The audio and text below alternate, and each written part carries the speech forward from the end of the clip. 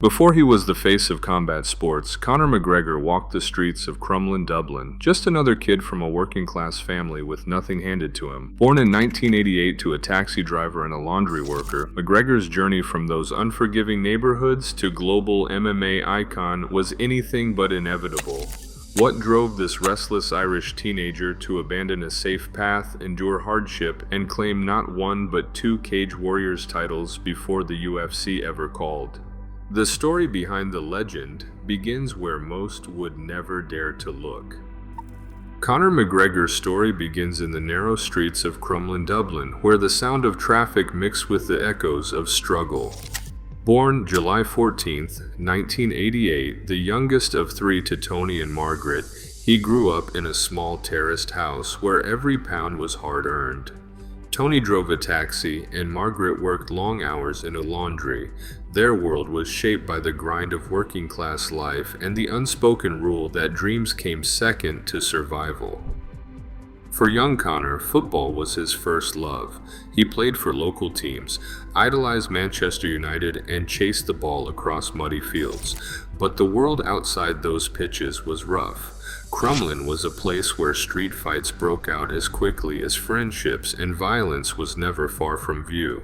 At age 11, Conor stepped through the doors of the Crumlin Boxing Club. The gym run by Coach Phil Sutcliffe was a haven for kids looking to toughen up or just get by. Here, Conor learned to throw a punch before he learned to shave. Sutcliffe saw something in him, a wiry kid with a chip on his shoulder and a hunger that could not be taught. Home was a place of routine, but the gym was where Conor found purpose. Early mornings started with his mother waking before dawn, making sure he got to training or to his plumbing apprenticeship. Irish tradition said a trade was the safest path, and Conor tried to follow it, working long days fitting pipes and carrying tools. But every hour spent on a job site only made his hunger for the fight game stronger. The ring called to him, louder than the promise of a steady paycheck. Through sacrifice and stubborn belief, Conor's world began to shift. The discipline of the boxing club, the support of his parents, and the relentless grind of Crumlin streets forged the mindset that would carry him far beyond Dublin. The boy who once fought to defend himself would soon fight for something much bigger. Conor McGregor's professional journey began far from the bright lights of the UFC. On March 8, 2008, he stepped into a small venue in London for his first professional MMA fight. The bout ended with a second-round technical knockout, a flash of power that hinted at what was to come, but the early climb was anything but smooth. In his first 6 fights, McGregor tasted defeat twice, submissions that exposed holes in his game and left him questioning his future. For a brief moment, quitting seemed real. Yet, every setback sharpened his focus. He returned to the gym, rebuilt his skills, and learned to embrace risk. By 2011, that resilience started paying off. McGregor launched a win streak that electrified the European scene. His hands grew faster, his movement sharper, his confidence louder. In June 2012, he captured the Cage Warriors featherweight title with a first-round knockout. Not satisfied, he moved up a division, and 6 months later claimed the lightweight belt as well. Holding 2 titles at once was unheard of in Europe, and McGregor made it look inevitable. His bravado and highlight reel finishes started to draw attention far beyond Dublin. Word of the Irish knockout artist reached Dana White, who made a trip to see him fight in person.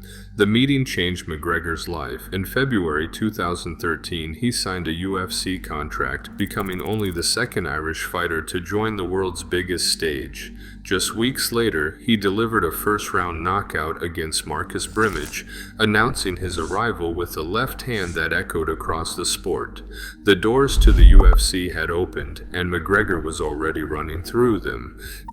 Diego Brandão entered the octagon in Dublin as the hometown crowd thundered. McGregor didn't just win, he electrified the arena with a first-round TKO on July 19, 2014. The roar that followed wasn't just for a victory, it was for a fighter who promised more. Standing in the cage, he declared, "We're not here to take part, we're here to take over." That line traveled far beyond Ireland. It announced a new contender. one who could back up every word with action. Momentum carried him to Boston, where Max Holloway awaited. The fight went the distance, 3 rounds of measured striking and relentless pressure. McGregor took the decision, but it came at a cost, a torn ACL. He fought the pain, refusing to let injury slow his rise. Each bout brought tougher tests, each win added weight to his words. The homecoming in Dublin marked a turning point. McGregor wasn't just another prospect, he was a phenomenon. That energy surged into Las Vegas, where Chad Mendes stood in for an injured Jose Aldo at UFC 189. Mendes was a seasoned wrestler, a style many believed could break McGregor's streak. Instead, Conor absorbed takedowns, weathered elbows, and late in the second round unleashed a flurry that ended the fight. On July 11, 2015, he claimed the interim featherweight title, hoisting the belt as Irish flags waved across the arena. These victories weren't hype, they were proof. Each opponent brought new challenges, but McGregor's hands kept finding their mark. By the time the undisputed title shot came into view, no one could deny he'd earned it. December 12, 2015. The world watched as Conor McGregor entered the octagon against Jose Aldo, a man unbeaten for over a decade. Every second leading up to the opening bell pulsed with tension. The fight began, and in a blur, it ended. 13 seconds. One step back, one left hand, and Aldo crumpled to the canvas. It was the fastest finish in UFC title history. McGregor's prediction of a first-round knockout had seemed like bravado, but now it echoed as prophecy. The arena erupted. Aldo's reign was shattered, and McGregor's legend was sealed with a single perfect punch. Precision defined that moment. McGregor's left hand, honed through years of timing and anticipation, found its mark before Aldo's own strike could land. The replay slowed the chaos, Aldo lunging, McGregor reading the movement, countering with surgical accuracy. The belt was handed to him, but it was more than a title, it was a statement that skill and confidence could rewrite the record books.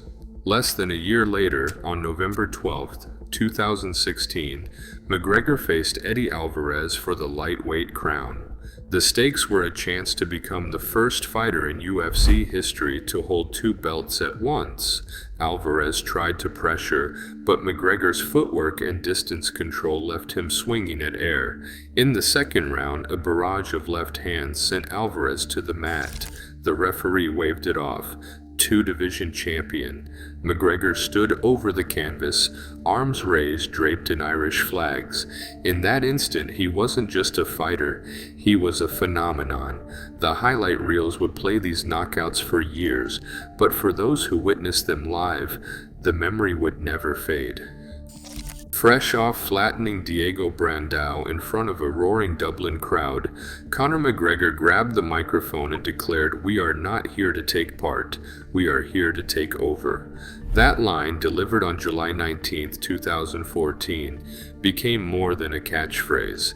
It was a blueprint. Every press conference turned into a stage, every walkout a spectacle. McGregor arrived in tailored suits, pinstripes stitched with insults, gold watches flashing under the lights. He controlled headlines with a single tweet, fueling rivalries and anticipation before a punch was ever thrown. Behind the bravado, Coach John Kavanagh sharpened his mental edge, helping Conor turn confidence into a weapon. Together, they built a brand that was as calculated as it was explosive, a showman who made every fight feel like an event, and every event feel like history in the making. April 5, 2018 brought chaos to Brooklyn. In a loading dock beneath the Barclays Center, Conor McGregor hurled a metal dolly through a bus window packed with UFC fighters. Michael Chiesa and Ray Borg, caught in the spray of shattered glass, suffered injuries that forced them out of their fights. McGregor was arrested and later accepted a plea deal, but the damage, physical and reputational, was done. 6 months later, after losing to Khabib Nurmagomedov at UFC 229, the arena erupted again. Nurmagomedov vaulted the cage, a melee broke out, and both fighters faced fines and suspensions from the Nevada State Athletic Commission. Between 2019 and 2021, McGregor's name surfaced in police reports from Miami to Dublin, each headline sharpening the divide between his legend and his liability. These incidents cast a long shadow, raising questions about the cost of unchecked bravado and the burden it placed on those caught in its path.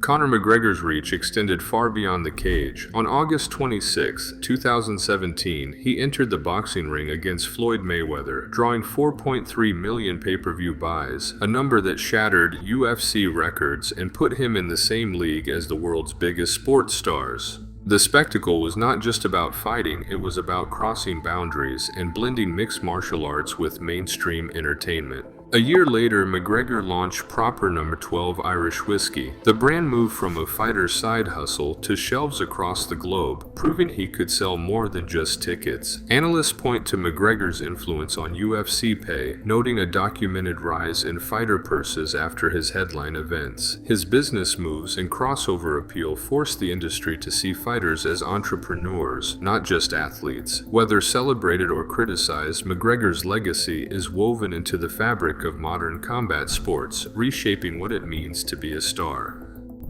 Right now, MMA's landscape still echoes with McGregor's defiance and spectacle. He shifted the balance, proving that charisma can move markets as much as fists move fortunes. The legend isn't just in the octagon, it's in every fighter daring to dream bigger. What does legacy mean to you? Drop your thoughts below.